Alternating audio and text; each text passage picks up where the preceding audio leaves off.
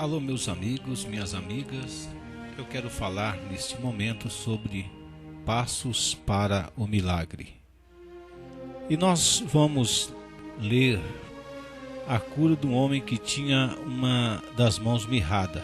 Lucas, capítulo 6, versículos 6 a 11.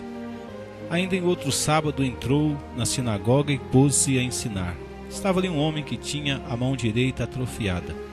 Os escribas e fariseus observavam-no para ver se curaria em dia de sábado, para acharem de que o acusar.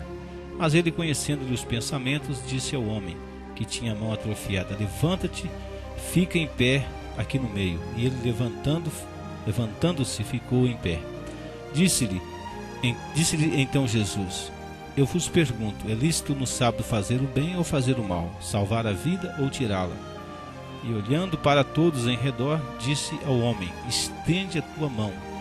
E ele assim o fez, e a mão lhe foi restabelecida. Mas eles se encheram de furor, e uns contra os outros conferiam sobre o que fariam a Jesus. Muitas vezes temos áreas mirradas em nossa vida, problemas que nos impedem de conquistar, nos envergonham, entristecem e até limitam a nossa relação com as outras pessoas. Como esse homem da história bíblica que tinha uma das mãos ressequida e precisava de um milagre, nós também às vezes precisamos.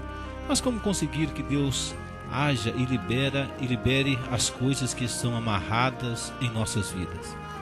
Primeiro, você precisa estar no lugar onde Jesus está. Versículo 6, sucedeu que em outro sábado entrou ele na sinagoga e ensinava. Ora, achava ali um homem cuja mão direita estava ressequida, ou mirrada ou atrofiada. Muitas pessoas buscam o milagre no lugar errado, ou nem buscam. Esse homem estava onde Jesus estava operando e por isso ele foi transformado. Onde é que Jesus está? Ele está no meio de pessoas que o buscam, que se reúnem em seu nome. Em Mateus 18, 20 diz: porque onde estiverem 2 ou 3 reunidos em meu nome, ali estou no meio deles. Não adianta o buscarmos no meio da idolatria, Isaías 42, 8, ou em ambientes de pecado. A Bíblia diz: eu sou o Senhor e este é o meu nome, a minha glória, pois não a darei a outrem, nem a minha honra às imagens de esculturas. Idolatria aqui no sentido qualquer coisa que é colocado no lugar de Deus. 2.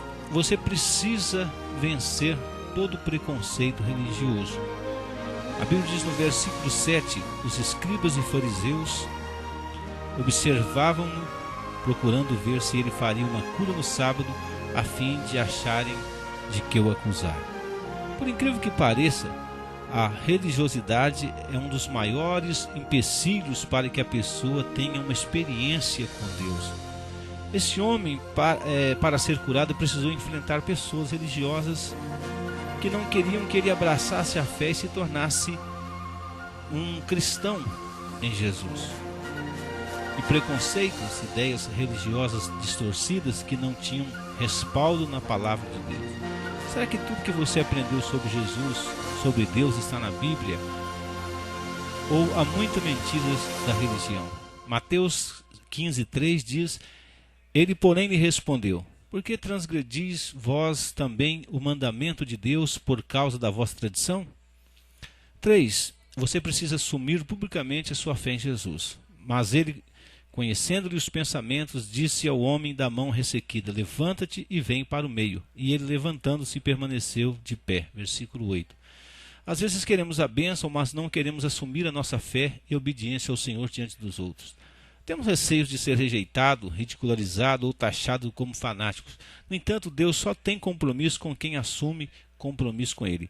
Veja Mateus capítulo 10, versículos 32 e 33. Portanto, todo aquele que me confessar diante dos homens, também eu o confessarei diante de meu Pai que está nos céus. Mas aquele que me negar diante dos homens, também eu o negarei diante do meu Pai que está nos céus. Você precisa, em quarto lugar, ter coragem e humildade para reconhecer as suas deficiências. Versículo 10 diz: e fitando todos ao redor, disse ao homem: estende a tua mão. E ele assim o fez, e a mão lhe foi restaurada.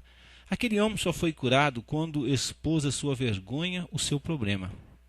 Da mesma maneira, quando chegamos à igreja, precisamos ser humildes o suficiente para permitir que nossos líderes e irmãos saibam as áreas que temos que mudar e assim, através do nosso quebrantamento e obediência, o Senhor nos transforme e mude o que é vergonhoso num grande testemunho. Veja Tiago, capítulo 5, versículo 16. Portanto, confessem os seus pecados uns aos outros e façam oração uns pelos outros, para que vocês sejam curados. A oração de uma pessoa obediente a Deus tem muito poder.